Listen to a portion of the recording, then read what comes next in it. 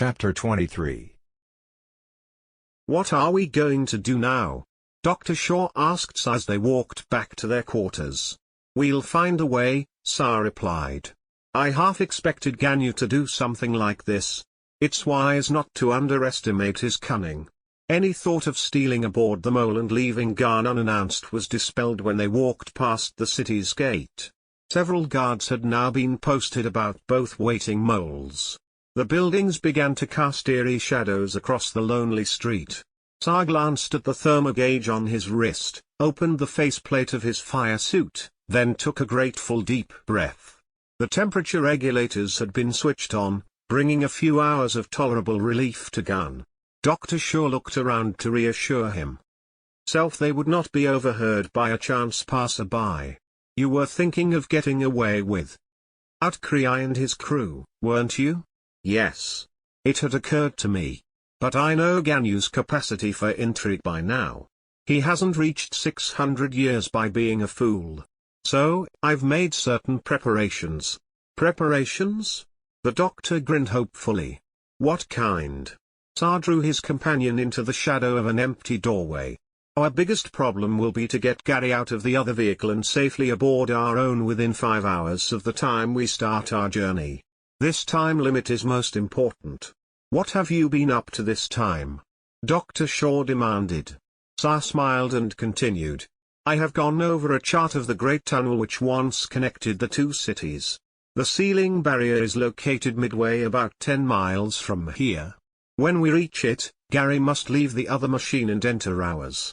This transfer must take place in the tunnel, before we switch on the vaporizing units. He could never leave the mole while we pass through the solid plug. Okay.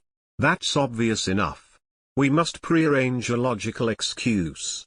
Kriai is a suspicious fellow. Sa pondered in silence for some moments, then nodded. Yes. It just might work. Now listen, Shaw. This is what we must do. He spoke in a hushed voice, explaining his plan. When he had concluded, the doctor began to chuckle. It's a little crazy, but if we can pull it off it ought to work. We'll have to explain it carefully to the boy. One misstep and Kriai's apt to keep him aboard as a prisoner. He wouldn't be a prisoner for long, Sa replied, his voice somehow ominous.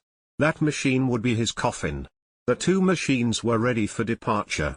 All members of the expedition were aboard.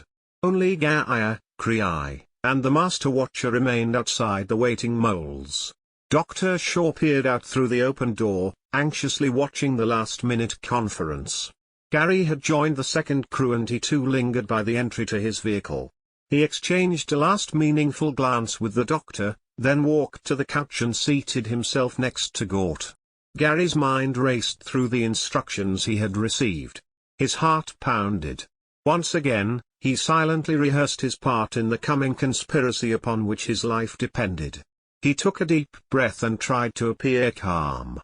Gort and the others must not suspect anything. He knew they already were filled with tension and considered him more a hostage than a companion on this terrifying undertaking. The Master Watcher signaled that he wished Sa to join the conference. The lizard man strode over. How long will you require to prepare Hod for permanent occupation? The Master Watcher asked him. Oh, perhaps a kedge. I see. Ganyu turned to Kriai. The small alien is familiar with the machine. If anything goes wrong, he is to assist you. And should his actions in any way appear to be hostile, I leave it to you to act accordingly. This remark was pointedly directed to Sa, who only smiled and shrugged his shoulders. I understand, Overlord, Kriai replied, one hand tapping the butt of his ice gun. Then start your journey, Ganyu said. Turning away, he walked through the gate and the diamondite barrier slid into place, sealing the city. The others climbed aboard the two vehicles. Kriai seated himself in the pilot's chair, and Gary moved along the couch to a position directly behind him. They watched the scanner screen as Sa turned on the tronic drive in the other mole and it began to roll along the tunnel floor, heading for a branch in the shaft which led steeply upward. This larger tunnel was the original path taken by the mole that Kriai was driving, the one that had been stolen by the Gans. Both moles would proceed along this tunnel until they reached the final barrier. How long is the shaft? Gary asked. 10 miles, Kriai answered, his eyes still trained on the scanner. When the first vehicle had disappeared around a bend in the tunnel, Kriai started the machine and slowly followed. Neither vehicle would be on thermal drive until they reached the barrier. 5 hours, Gary muttered aloud. What? Kriai glanced over at him. It will take 5 hours to reach the barrier. I think I'll take a nap. Gary slumped back against the cushion and closed his eyes. 100 yards farther along the tunnel, Sar watched the progress of the other vehicle on his tracer. The 2 red dots glowed in close proximity as they moved toward the barrier. Dr. Shaw replaced his watch in the utility pouch of his belt. His eyes swept down the couch and along the side of the cabin, studying the faces of the other passengers. The female Ghanaians were huddled together, their postures strained and apprehensive. In their fire suits, they seemed little different from the male members except for their smaller size and slightly more delicate features. None had registered any emotion other than terror since Gaia had led them aboard. He wondered if they would be able to overcome the generations of training which had reduced them to little more than slaves. How different from their counterparts in Hod, he thought, recalling the memories of Hadean culture stored in his brain by the inductor. In Hod, the females had held high governmental positions and made important contributions to the city's brilliant scientific achievements. Well, perhaps in time these frightened individuals would free themselves and make the new Hod a true democracy. His thoughts were interrupted by a remark from Gaia. This will be the first time in history that the eye is sounding a warning.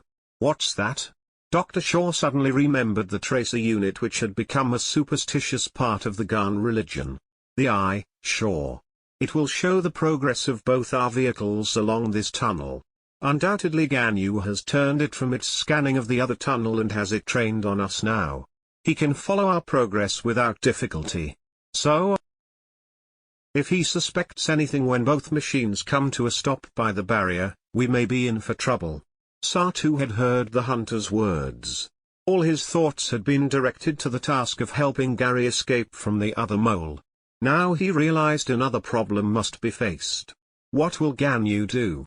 He demanded. The near side of the tunnel is mined. If a watcher presses the destruct button, the floor will be blasted open and we will drop into a bottomless fissure. The mole can bore through solid rock, but it can't fly. Sar frowned at the unexpected information. Well, the mole is virtually indestructible, he said. Gaia shrugged. But we aren't. The chasm must lead straight down for countless miles. We'll drop all the way and be hurled against the walls when we hit anything solid. You're forgetting something, Gaia. It was Jordan who broke in. If we go down, then so will the other machine with Kriai and his crew. Will the Master Watcher want to lose both moles? Gaia's face brightened a little. You are right, Jordan. But we must be careful to have Kriai halt his machine close to ours. Otherwise Ganyu might try to eliminate just us. I'll take care of that, Sar promised. The mole arrived at the tunnel's end exactly on schedule. As they slid to a halt, Kriai's vehicle began to slow down. Gary felt his pulses quickened. Peering at the scanner screen, he saw the other mole inching backward toward them. What's he doing? Kriai demanded. He stopped his machine abruptly and prepared to back away in the wide tunnel. Maybe he wants to get out and talk to us before we go through the barrier, Gary told him. That isn't part of the plan, the scarred huntsman said suspiciously. Well, I guess that's what it's all about. The boy pointed to the screen. The door of the first vehicle had opened and Gaia was climbing out into the tunnel. He waved wildly and seemed to be pointing to the nose of their machine. I don't understand him. Kriai glared at the figure now walking closer.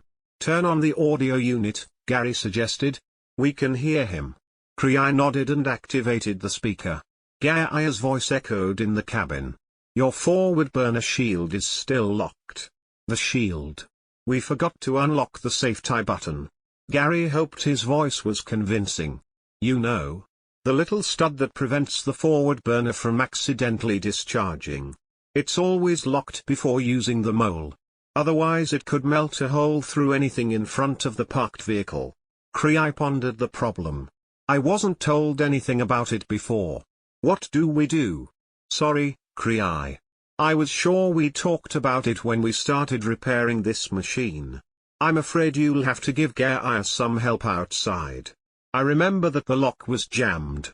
It'll take both of you to turn it free. Krei began muttering something under his breath.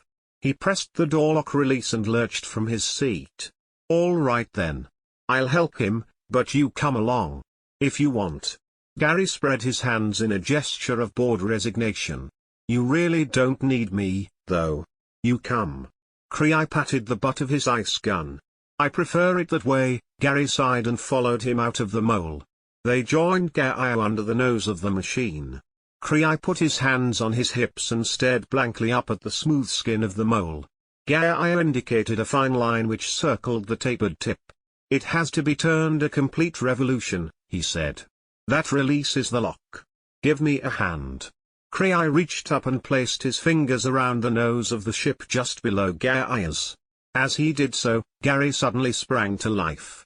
With one swift movement he seized the temperature control knob on Krei's belt and spun it toward the off position.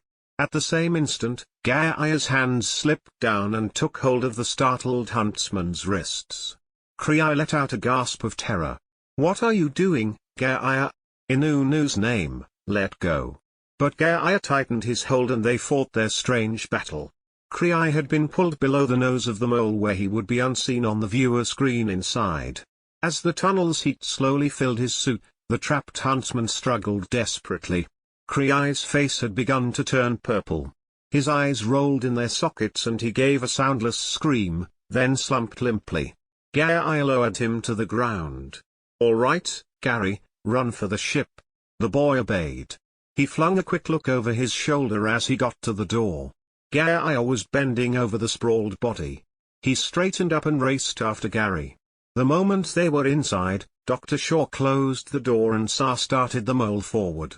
He retracted the wheels and they slid down the tunnel on tronic drive.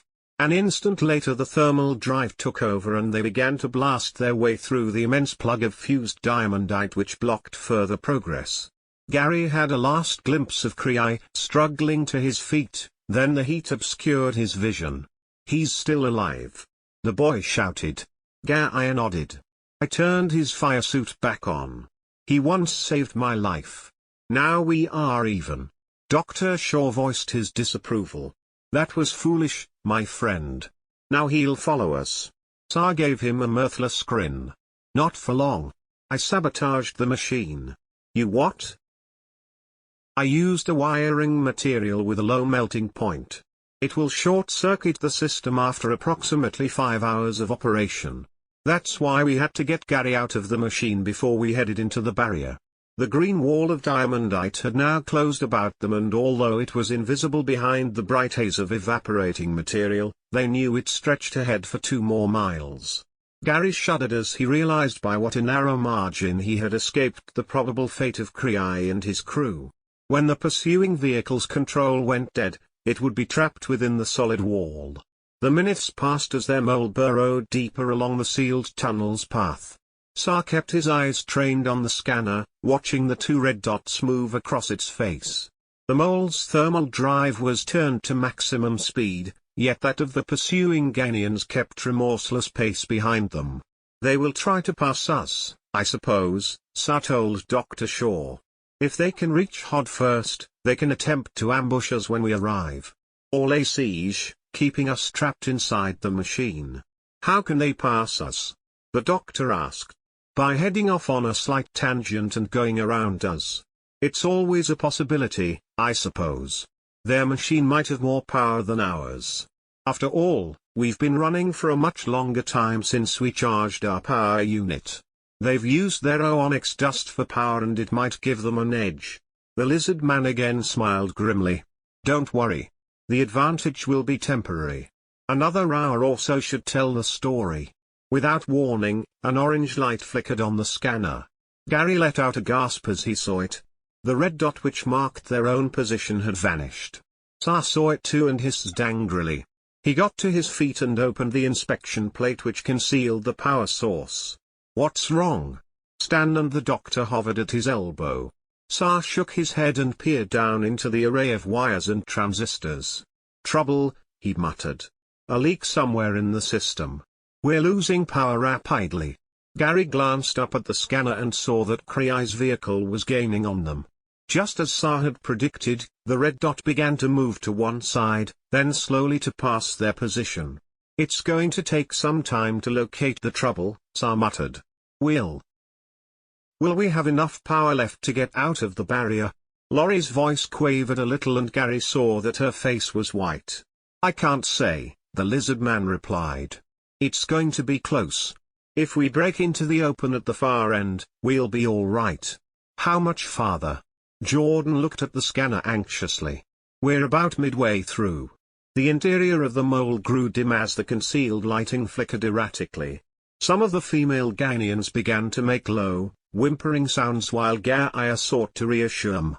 In the gloom, the red dot on the tracer glowed mockingly. Tsar's mole now showed us several hundred yards behind Kriai's vehicle. And then, suddenly the red dot turned green.